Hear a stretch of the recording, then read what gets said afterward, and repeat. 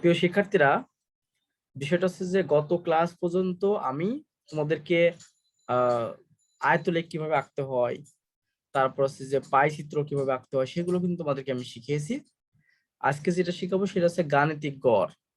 গড় কিভাবে বের করতে হয়। তোমরা জানো যে, সবাই এটা জানো যে গড় কিভাবে বের করতে হয়। এমনি সাধারণ যে গড় বের করতে হয় কিভাবে তোমরা এটা জানো।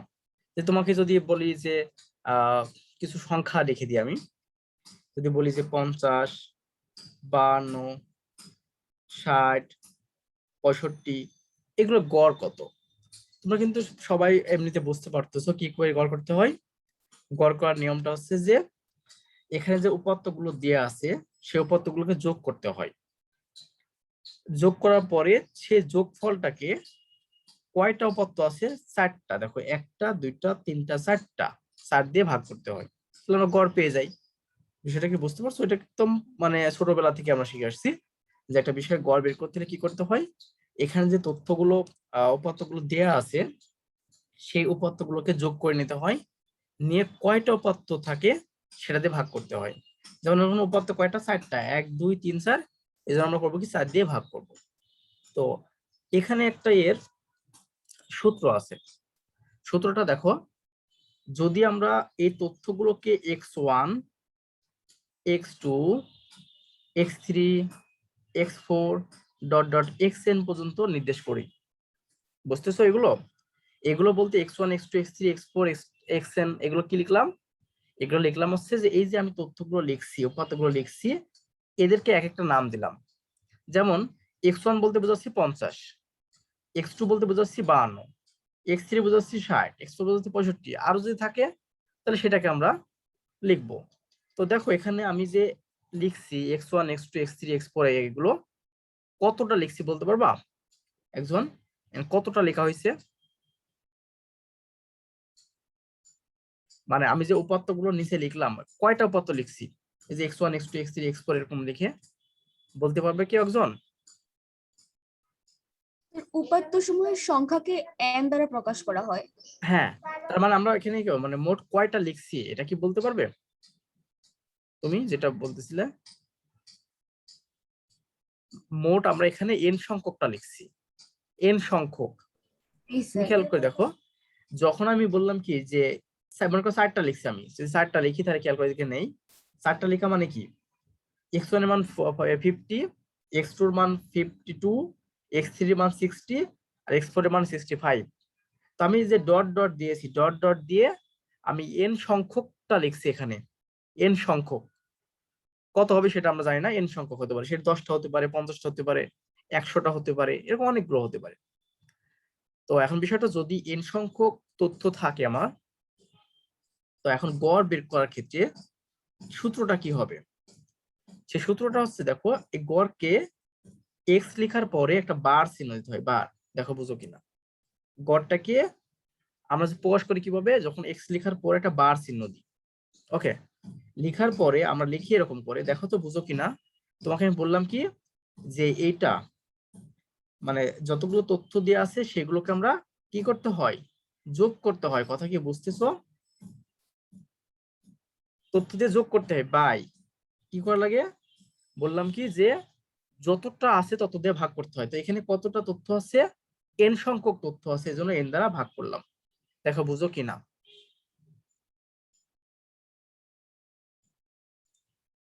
আর একটু যদি তোমাকে বলি, এখানে গড় বের করতে হলে কিভাবে বের করতে হয়, যদি এই এক্সাম্পল যেটা দেওয়া আছে, এই গড় বের করার ক্ষেত্রে আমরা কিভাবে বের করতাম, আমরা বের করতাম হচ্ছে 50 যোগ 52 যোগ 60 যোগ হচ্ছে 65, বাই কয়টা আছে তত দেখো, 1টা 2টা 3টা 4টা, 4 দ্বারা ভাগ করতাম। তাই না, বলো? তাই তো জি নাকি? স্যার। এখন বিষয়টা হচ্ছে, এখানে যে তথ্যগুলো আমি লিখছি n সংখ্যকটা, আমি কিভাবে বুঝবো এখানে n সংখ্যকটা আছে? কারণটা খেয়াল করে দেখো, এই যে নিচে যে আমি সংখ্যা লিখছি 1 2 3 4, যখন 4 পর্যন্ত লিখছি দেখো কয়টা হয়েছে, 1টা 2টা 3টা 4টা। তো ডট ডট দিয়ে যখন n সংখ্যক পর্যন্ত লিখছি, তার মানে বুঝতে পারতেছি এখানে আমি তথ্য লিখছি কয়টা, n সংখ্যকটা। কথা কি বুঝতেছো? n সংখ্যকটা আমি তথ্য লিখছি। তাহলে আমাদের নিয়মটা কি, গড় বের করার নিয়মটা হচ্ছে যতগুলো তথ্য আমাদের এখানে দেয়া থাকবে সকলে যোগ করব। যোগ করে তাকে কি দিয়ে ভাগ করব, যতটা, তার মানে এখানে কয়টা আছে, n সংখ্যকটা, এজন্য n দ্বারা আমরা ভাগ করছি। যেমন এখানে দেখো প্রত্যেক তথ্যগুলোকে আমরা যোগ করছি, যোগ করে কয়টা আছে, 4টা আছে, 1টা 2টা 3টা 4টা, 4 দ্বারা ভাগ করছি। কথা কি বুঝতে পারছো এই পর্যন্ত? তেমনই ভাবে যেহেতু এখানে n সংখ্যকটা তথ্য লিখছি, এজন্য n সংখ্যক তথ্যকে প্রথম যোগ করে নিয়েছি, বাই যতটা তথ্য নিয়েছি সেটা দিয়ে ভাগ করছি। দেখো বুঝতে পারছো কিনা, বুঝতে জি পারছো? স্যার, বুঝতে পেরেছি। ওকে, এখন খেয়াল করে দেখো, এই যে x1 x2 x3 dot dot dot dot xn, এত বড় করে আমরা লিখবো না, আমরা একটু সোজা করে লিখবো, সহজ করে লিখবো, অল্প কথা লিখবো। সেটা লেখার জন্য এরকম একটা সামেশন চিহ্ন দিতে হয়। এই চিহ্নের নাম কি, সামেশন চিহ্ন। হ্যাঁ, আমি লিখি দিই, ইংলিশে এটা লিখে দিয়েছি, SUMMATION, এইটার নাম হচ্ছে সামেশন চিহ্ন। এই যে যেটা আমি লিখলাম সামেশন চিহ্ন, সামেশন চিহ্ন আসতেছে সাম থেকে, সাম মানে যোগ না, দেখো তো এগুলো যোগ আকারে না, এগুলো সব যোগ আকারে আছে, যোগ আকারে থাকার কারণে আমরা এটাকে সাম বলতে পারি, যোগ বলতে পারি। যোগ থেকে আসলে সামেশন কথাটা আসছে। তো আমরা কিভাবে লিখবো দেখো, এখানটা আই লিখবো, আই এর মানটা 1 থেকে শুরু করে n পর্যন্ত, তারপর লিখবো কি এক্স আই বাই হচ্ছে n। দেখো তো বুঝতে পারো কিনা। এখন তোমাকে আমি বিষয়টা বলি, দেখো তাহলে এই পুরোটাকে আমি এই ছোট করে লিখলাম, summation i equal to 1 to n আর xi। এখন তুমি হয়তো অনেকে মনে করতে পারো স্যার কিভাবে হলো এটা, খেয়াল করে দেখো, বললাম কি এই চিহ্নটার নাম হচ্ছে সামেশন চিহ্ন, আর এটা শুরু হয়েছে কি i ইকুয়াল টু 1 থেকে শুরু করে n পর্যন্ত, i 1 থেকে শুরু করে n পর্যন্ত শুরু হয়েছে। এখন খেয়াল করে দেখো, আমি যদি এটা ভাঙি আবার, তাহলে কেমন দাঁড়ায়, দেখো প্রথমে i এর মানটা যে 1 বসো এই জায়গাটায়, তাহলে প্রথমে x1 পাবা। এরপর দেখো যোগ, যোগ কেন দিলাম, কারণ এটা সামেশন চিহ্ন, সাম, সাম থেকে আসছে, এজন্য যোগ। i এর মানটা 2 বসাও, তাহলে i এর মান 2 বসালে এখানে 2 হবে, যোগ। i এর মানটা 3 বসালে এখানে কত হবে, 3 হবে, যোগ। ডট ডট ডট ডট যদি লাস্টে যদি তুমি n বসাও, তাহলে x n হবে। দেখো বুঝতে পারো কিনা, বাই হচ্ছে কত, n। তার মানে আমরা এখান থেকে এই লাইনটা আমরা লিখতে পারি। কোনো কি সমস্যা আছে? No sir. তাহলে আমরা গড় যেটা দেখলাম, তাহলে গড় সমান আমরা সূত্র যেটা লিখতেছি, গড়ের সূত্র হচ্ছে, এখানে আছে i থেকে, i এর মান 1 থেকে শুরু করে n পর্যন্ত হবে, আর এখানে আছে xi বাই হচ্ছে n হবে। এইটাই আমাদের গড় বের করার সূত্র। কথা কি বুঝতে পারছো? এটাই আমাদের গড় বের করার সূত্র।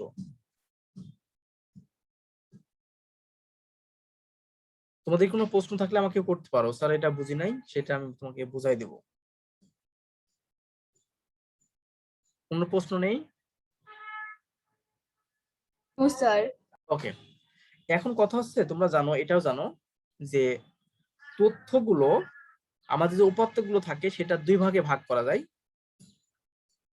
একজন বলতে পারবা কি কি ভাগ?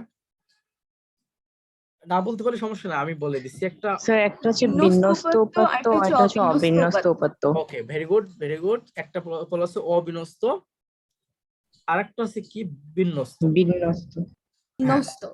হ্যাঁ, তো অবিন্যস্ত আর বিন্যস্ত ভাবে দুটো ভাগে ভাগ করা যায়, আমরা জানি। এখন খেয়াল করে দেখো, অবিন্যস্ত ডাটাগুলো কোনগুলো, তথ্যগুলো, মনে করো যে আমি লিখলাম এখানে তোমার 5, এটা কি বাংলায় লিখতে হবে না ইংলিশে, আমি তো এটা, 1 মিনিট, ও এটা বাংলা লেখা লাগবে কিন্তু, হ্যাঁ আমরা কিন্তু বাংলা লিখবো। মনে করি যে 5 7 9, এখানে দেখো 11, তারপর দিচ্ছে আবার 10, এরপর আছে 8, এরকম কিছু তথ্য দেয়া আছে। আবার যদি আমরা লিখি 15, লিখতে পারি, কোনো সমস্যা নাই। দেখো এই তথ্যগুলো বা উপাত্তগুলো দেখো একটা বিন্যস্ত করা নাই, অবিন্যস্ত করা। বিন্যস্ত করা মানে বলতে বোঝায় যেটা হচ্ছে তোমার, এক কথা সাজাতে বলতে পারো, সাজানোর কথা। আর একটা কথা বলতে পারো যে এটা শ্রেণীতে ভাগ করা। যেমন আমরা দেখছি যখন হচ্ছে গণসংখ্যা সারণী তৈরি করছি, তখন আমরা দেখছি যে আমাদের লেখা আছে 5 থেকে 10-এর ভিতরে, 5 থেকে 10-এর ভিতরে দেখো কয়জন আছে, মনে করো গণসংখ্যা সারণী মনে করো যে তৈরি করি আমরা, যদি বলি যে এফ এর মান এটা, সরি একটু ভুল হলো, এখানে মনে করো 3 জন দিলাম, এখানে আমি 3 জন দিলাম, দেখো বুঝো কিনা, 3 বারবার ইংলিশে লেখা হয়ে যাচ্ছে, 3 জন দিলাম। তারপর মনে করো যে যখন আমি বললাম কি 10 থেকে বা 11 থেকে 15-র ভিতরে আছে 4 জন, এই যে এইভাবে যেটা লিখছি আমি, দেখো খেয়াল করে মনোযোগ দিয়ে, এটা হচ্ছে অবিন্যস্ত ডাটা, অর্থাৎ ডাটাগুলো সাজানো নাই বা এলোমেলো ভাবে দেওয়া আছে। ঠিক আছে, দেখো ডাটাগুলো 5 পর 7 9 এখানে ঠিক থাকলেও তারপর কিন্তু আবার 10, তারপর কিন্তু 8, আবার 15, কারণ ডাটাগুলো কিন্তু এলোমেলো ভাবে দেওয়া আছে। তো এই যে এলোমেলো ভাবে উপস্থাপন করা আছে এই ডাটাগুলোকে বলি আমরা কি, অবিন্যস্ত ডাটা বা অবিন্যস্ত উপাত্ত। বুঝতে পারছো বিষয়টা? এখন যেসব ডাটাগুলোকে বিন্যস্ত করা, অর্থাৎ যেগুলোকে সাজানো আছে, সাজানো আবার দুইভাবে করা যায়, একটা হচ্ছে দুইভাবে না একভাবে, মানে একটা শ্রেণীকৃত আর একটা অশ্রেণীকৃত। এই যে ডাটাগুলো দেখতেছো এটা কিন্তু শ্রেণীকৃত ডাটা, মানে শ্রেণী করা। যেমন বলতেছি 5 থেকে 10-এর ভিতরে 3 জন আছে, 11 থেকে 15 জনের ভিতরে 15-এর ভিতরে 4 জন আছে। তার মানে দেখো এই ডাটাগুলো শ্রেণীকৃত ডাটা না, একটা শ্রেণীতে ভাগ করছি। দেখো এই যে ডাটাটা নিতেছি এটা কিন্তু একটা শ্রেণীতে ভাগ করতেছি, তার মানে এটা বিন্যস্ত ডাটা, পাশাপাশি এটা শ্রেণীকৃত ডাটা। আমার কথা কি বুঝতে পারছো? এই ডাটাটা বিন্যস্ত, পাশাপাশি এটা শ্রেণীকৃত ডাটা। বাট এখানে যেটা আমি লিখছিলাম এটা কিন্তু শ্রেণীকৃত ডাটা না, প্লাস এটা হচ্ছে বিন্যস্ত না, এটা অবিন্যস্ত। আমি যখন দেখতেছি ডাটাগুলো এলোমেলো ভাবে সাজানো, আমি তোমাকে বলছি 5 7 9, তারপর তো অবশ্যই হিসাবে 11, তারপরে কিন্তু আর কিছু অন্য কিছু থাকার কথা ছিল, বাট কিন্তু 10 চলে আসছে, আবার আবার 8 চলে আসছে, মানে এলোমেলো ভাবে সাজানো আছে। তার মানে এই ডাটাগুলোকে বলবো কি আমরা, অবিন্যস্ত ডাটা। ঠিক আছে, আর বিন্যস্ত ডাটা যেগুলো সাজানো থাকবে, অথবা যেগুলো হচ্ছে শ্রেণীকৃত থাকবে এরকম করে। দেখো এরকম কিন্তু শ্রেণীকৃত আছে, 5 থেকে 10-এর ভিতর 3, 11 থেকে 15-এর ভিতর 4, এগুলো কিন্তু এটা শ্রেণীকৃত। কথা কি বুঝতে পারছো? তার মানে এগুলোকে আমরা বলবো শ্রেণীকৃত ডাটা বা বিন্যস্ত ডাটা, আর এগুলোকে বলবো কি, অবিন্যস্ত ডাটা। এখন বিষয়টা হচ্ছে যে অবিন্যস্ত ডাটার ক্ষেত্রে গড় বের করার নিয়ম একরকম, আবার বিন্যস্ত ডাটার ক্ষেত্রে গড় বের করার নিয়ম আছে আর এক রকম। কথা কি বুঝতেছো? জি স্যার। ওকে, এখন খেয়াল করে দেখো, আমি যদি অবিন্যস্ত ডাটার ক্ষেত্রে গড় বের করতে চাই, সেই সূত্রটা হচ্ছে এটা। যদি অবিন্যস্ত ক্ষেত্রে আমরা গড় বের করতে চাই তাহলে সূত্রটা আমাদের এইটা। দেখো আমি যদি একটা এক্সাম্পল দিই তাহলে বিষয়টা ক্লিয়ার হবে। মনে করো আমি একটা উদাহরণ দিলাম, আমি বললাম যে উদাহরণ বের করে গড় বের করো। যখন মনে করো যে আমি দিলাম এখানে 7 7 5 15 2 3 14 এরকম দিলাম মনে করো এগুলো। এখন বললাম যে এটার গড় বের করো, গড় বের করো। তাহলে গড় বের করার সূত্রটা কি তাহলে? তো তোমরা জানো যে গড় বের করার সূত্র কি, এটাকে এক্স বার দ্বারা প্রকাশ করা হয়। তার আগে বলো এই ডাটাটা বিন্যস্ত না অবিন্যস্ত? অবিন্যস্ত। অবিন্যস্ত।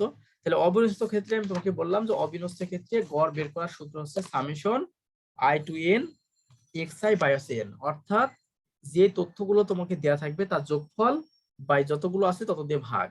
তাহলে এখন দেখো তো সহজভাবে যদি আমরা এখানে করতে চাই এরকম, তুমি যদি প্রথম সূত্রটা লিখে নিতে চাও তাও নিতে পারো, আর না লিখলেও কোনো সমস্যা নেই। যদি সূত্রটা লিখে নাও তাহলে সূত্রটা এরকম, এরকম সূত্র। তাহলে আমাদের নিয়মটা কি? নিয়মটা হচ্ছে যতগুলো তথ্য দেয়া আছে আমার সবগুলোকে যোগ করা। তার মানে 7 যোগ 5 যোগ 15 যোগ 2 যোগ 3 যোগ আছে 14, এগুলোকে যোগ করে নেওয়া। যোগ করে নেওয়ার পর কয়টা আছে আমরা সেটা চেক করা। কয়টা আছে দেখো, 1 2 3 4 5 6, 6 আছে, তার মানে 6 দিয়ে ভাগ করা। এখন এটা ক্যালকুলেশন করে যেটা হবে সেটা আমাদের অ্যান্সার। তার মানে কত হবে দেখো তো, 7 5 12 আর 3 15 30, 30 আর 44 44 46, 46 হয় নাকি দেখো তো একজন। জি স্যার। 46 হয় উপরে। তাহলে আমরা করবো কি, এরকম করে 46 আমরা লিখে নিব বাই 6। এখন 46 কে যদি 6 দিয়ে ভাগ করি আমার থাকে হচ্ছে 7.66 এরকম। তাহলে আমরা দেখতেছি, তাহলে এই যে আমাদের এখানে যে প্রশ্নটা আমি একটা বানাই দিলাম, সেই প্রশ্নটার গড় বের করতে বললে তাহলে গড় হচ্ছে এটা হবে। কথা কি বুঝতে পারছো? তার আমরা এখানে লিখতে পারি, সুতরাং গড়, গড় হচ্ছে এক্স বার ইকুয়াল টু 7.666। দেখো বুঝেছো কিনা? এটা ছিল হচ্ছে অবিন্যস্ত ডাটার ক্ষেত্রে গড় বের করার নিয়ম।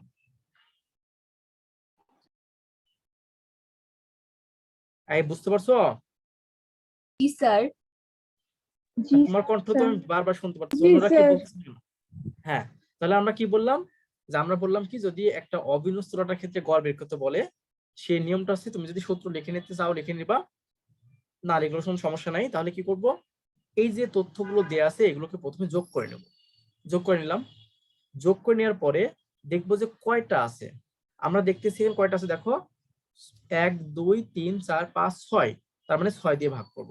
যদি 7 থাকতো 7টা থাকতো 7 দিয়ে ভাগ করতাম, যে 8টা থাকতো 8 দিয়ে ভাগ করতাম। কথা কি বুঝতে পারছো? কোনো কি প্রবলেম আছে? No sir. এবার আসো আমি একটা বিন্যস্ত ডাটার ক্ষেত্রে কিভাবে বের করতে হয়। তো খেয়াল করে আমি সূত্রটাকে লিখে নাও। যদি বিন্যস্ত ডাটা হয়,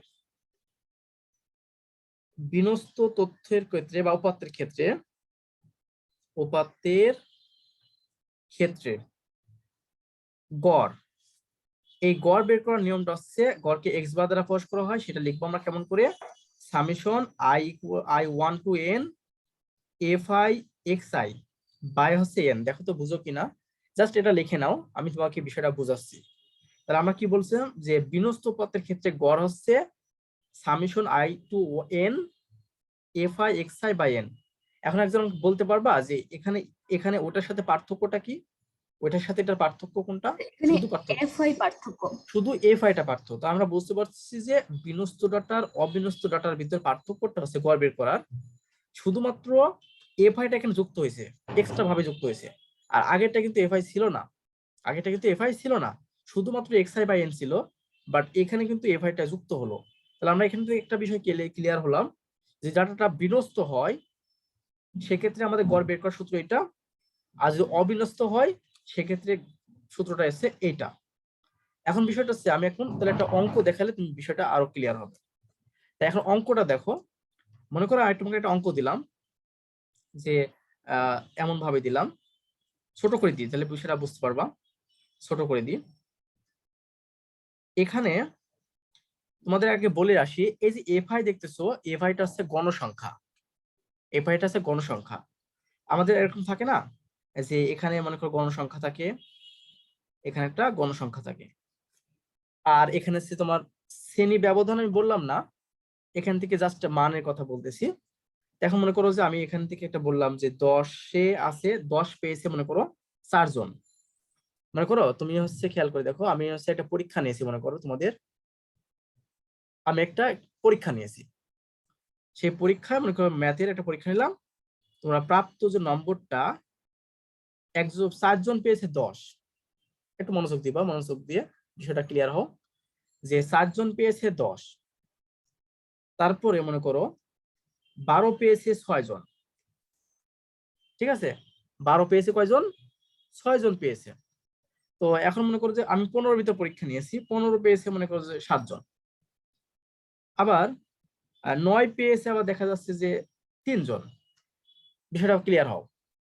আবার মনে করো যে 11 পেয়েছে 2 জন। দেখো ক্লিয়ার হয়েছে কিনা। তাহলে আমরা কি করলাম, একটা পরীক্ষা নিলাম তোমাদের কাছে, পরীক্ষা নিয়ে দেখতেছি প্রাপ্ত নম্বর, আমি খেয়াল করে দেখতেছি যে প্রাপ্ত নম্বরের 10 নম্বর পেয়েছে 7 জন, 12 নম্বর পেয়েছে 6 জন, 15 নম্বর পেয়েছে 7 জন, 9 নম্বর পেয়েছে 3 জন, আর 11 নম্বর পেয়েছে আছে 2 জন। কথা কি বুঝতে পারছো? জি স্যার। ওকে, এখন বিষয়টা হচ্ছে যে এই যে প্রাপ্ত নম্বরটা দেখতেছো 10 12 15 9 11, এইগুলোকে আমরা এক্স আই বলি। এগুলোকে আমরা কি বলি? X I. এক্স আই বলি মানে কি, যখন আমি এক্স ওয়ান বলবো তার প্রথমটা, মানে এক্স ওয়ান জন বলবো তাহলে প্রথমটা, এক্স টু জন বলবো দ্বিতীয়টা, এক্স থ্রি জন বলবো তখন তৃতীয়টা, এরকম ভাবে হবে। আর এই যে গণসংখ্যা যেগুলো দেখছো, এটাকে আমরা এফ আই বলি, এফ আই। আমার কথা কি বুঝতে পারছো? এই প্রাপ্ত নম্বরকে আমরা কি বললাম? X i. আর গণসংখ্যাকে বলতেছে কি? F I. যদি তুমি এফ ওয়ান বলো তাহলে কোনটা বোঝাবে বলতে পারবা? এফ ওয়ান বলো কোনটা বোঝাবে? স্যার 4 বোঝাবে। যদি 4। এফ টু বলি তাহলে বোঝাবে 6।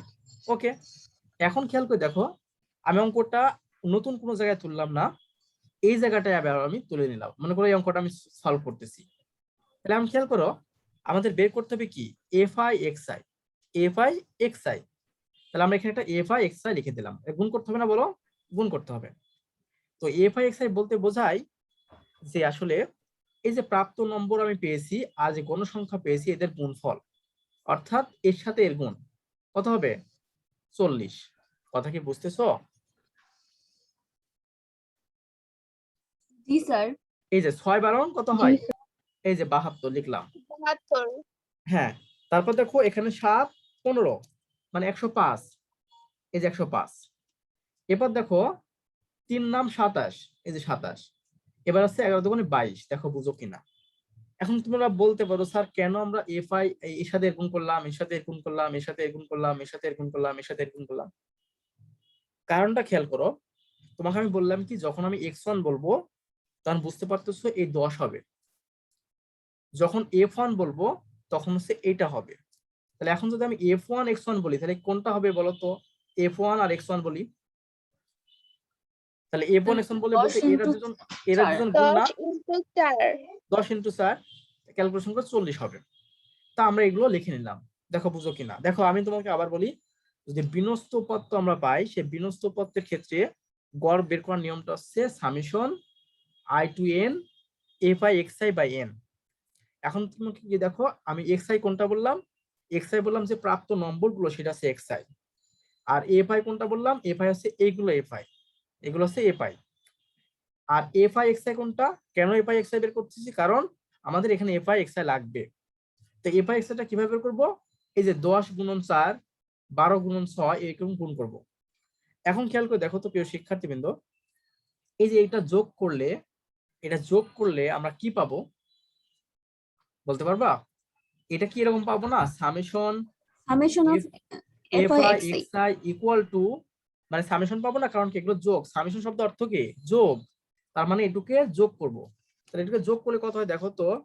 40 যোগ 72 যোগ 105 যোগ 27 যোগ আছে 22। দেখো 266 হয়। তোমরা একটু দেখে নিতে পারো কারণ ভুল যেন না যাই। 266 হয়। কেন এটা লিখলাম?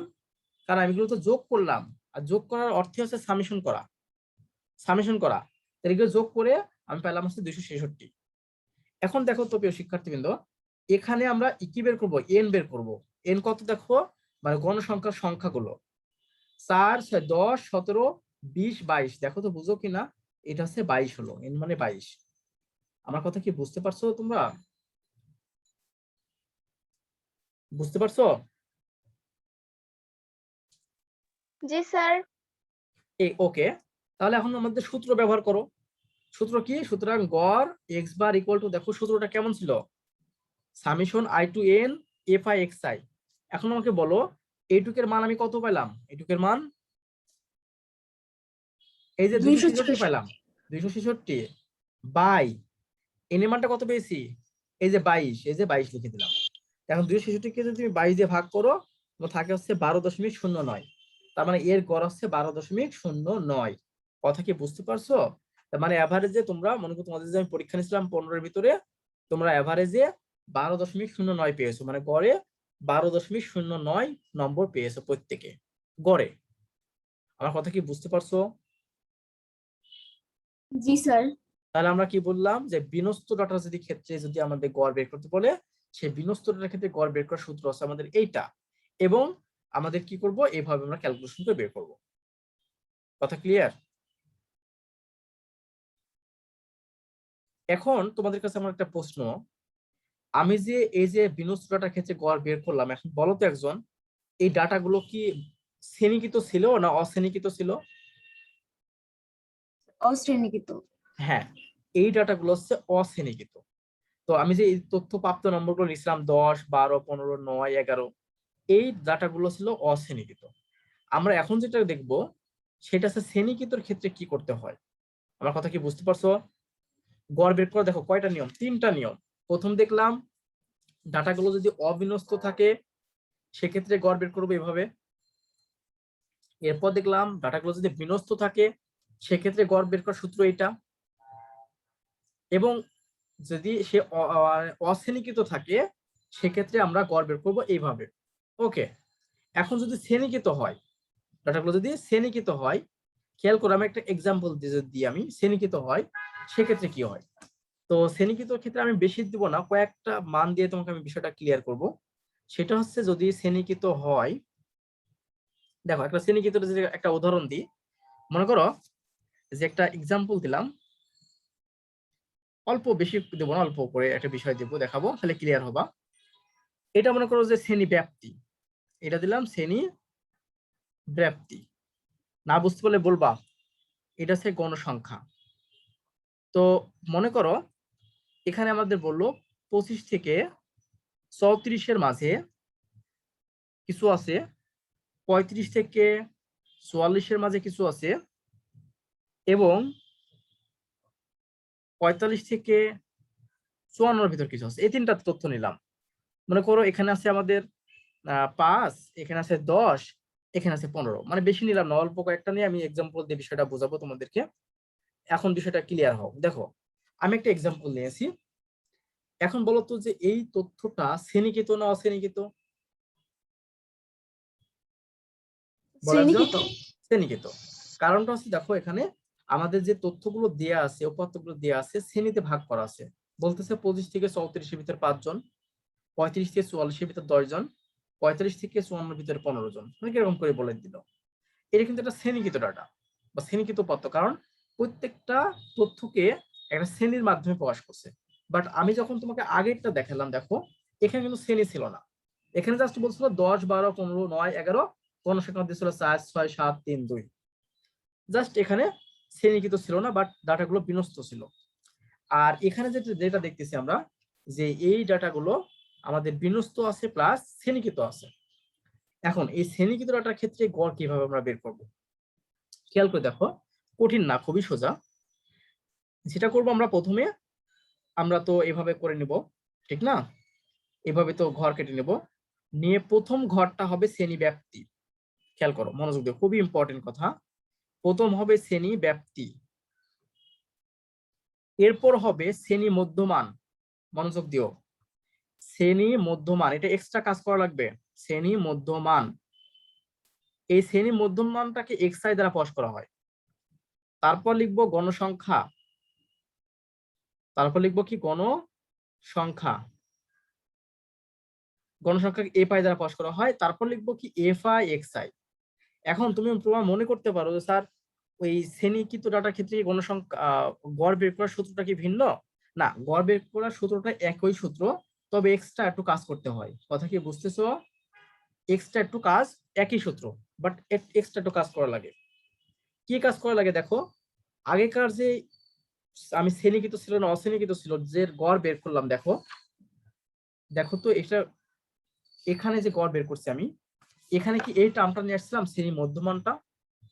শ্রেণী মধ্যমানটা কি নিয়ে আসছিলাম বলো তো? এই কথা বলো। No sir. আমরা কিন্তু শ্রেণী মধ্যমানটা নিয়ে আসিনি। এখন এখানে শ্রেণী মধ্যমানটা নিয়ে আসতে হবে। তার মানে আমরা বুঝতে পারছি ওর সাথে পার্থক্যটা কেমন। যদি ডাটাগুলো শ্রেণীকৃত থাকে, তাহলে সেই ডাটাটা যদি আমি গড় বের করতে চাই, এখানে একটু এক্সট্রা কাজ করা লাগে, শ্রেণী মধ্যমান বের করা লাগে। শ্রেণী মধ্যমান, তো শ্রেণী মধ্যমানটা কিভাবে বের করি দেখো, শ্রেণী মধ্যমানকে xi দ্বারা প্রকাশ করা হয়। তো দেখো এখন 25 থেকে আমার আছে কত, 34। এখন গণসংখ্যা তো দেখলাম আছে কত, 5, তাই দিলাম। তাহলে এখানে শ্রেণী মধ্যমান কত হবে?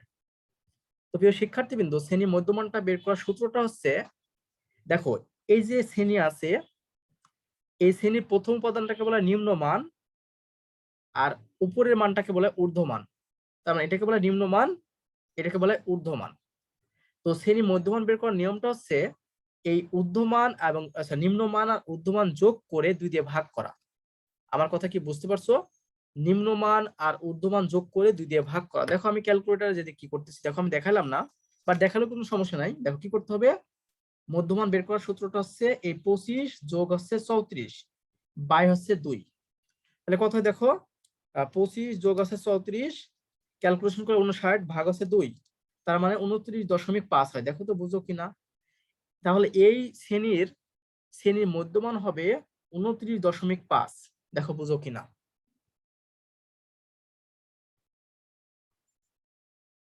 বুঝতে পারতেছো? জি স্যার। স্যার। ওকে।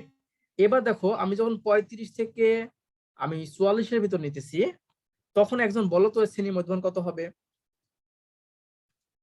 একজন বলো। 39.5। ওকে, 29.5, কারণ এটা এবং এটা যোগ করে 2 দিয়ে ভাগ করলে আমি পাচ্ছি হচ্ছে 39.5। তো এটার মধ্যে শ্রেণী ছিল, গণসংখ্যা ছিল 10।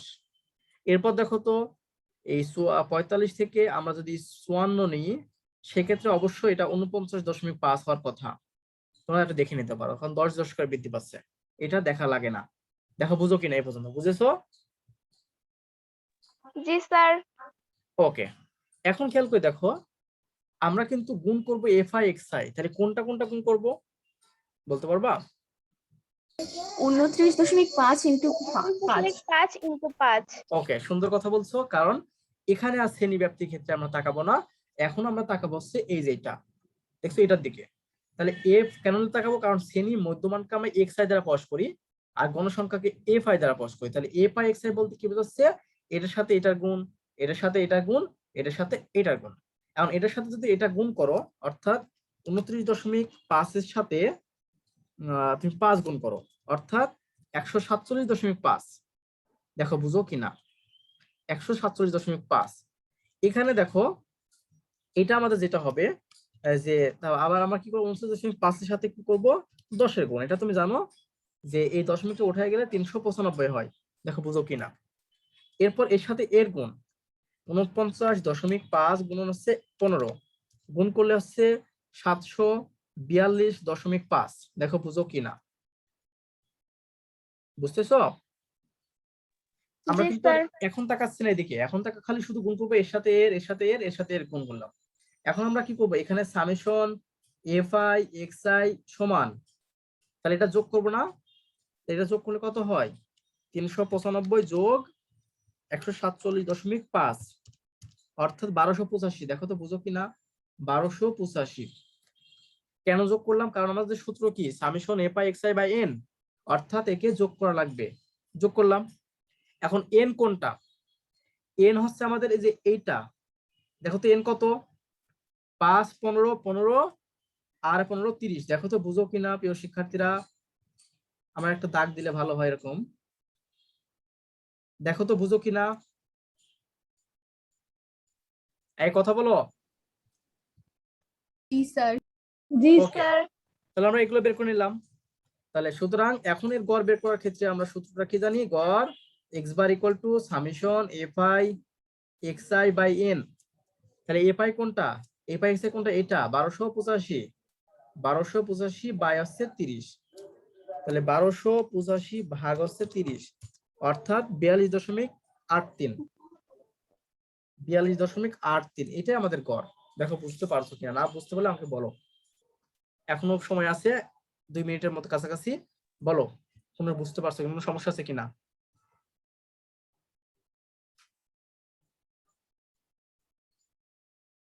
এই কোনো সমস্যা আছে?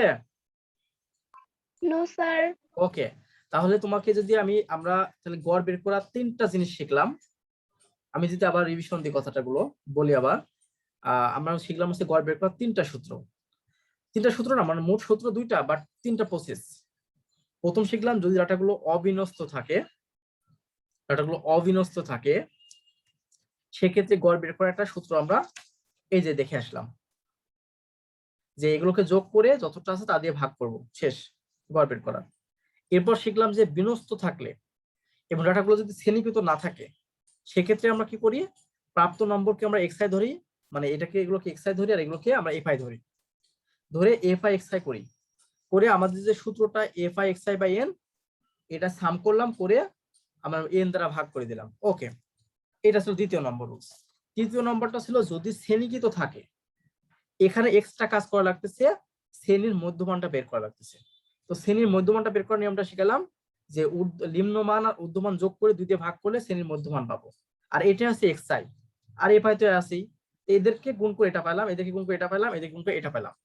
এখন আমরা করলাম কি, এটা যোগ করলাম, যোগ করে এন এর মানটা যোগ করলাম, এন এর মানটা গণসংখ্যার মোট সংখ্যা। তাহলে আমাদের সূত্রটা কি ছিল, এটা, এটাকে পেলাম 1285, আর এখানে পেলাম 30, ভাগ করে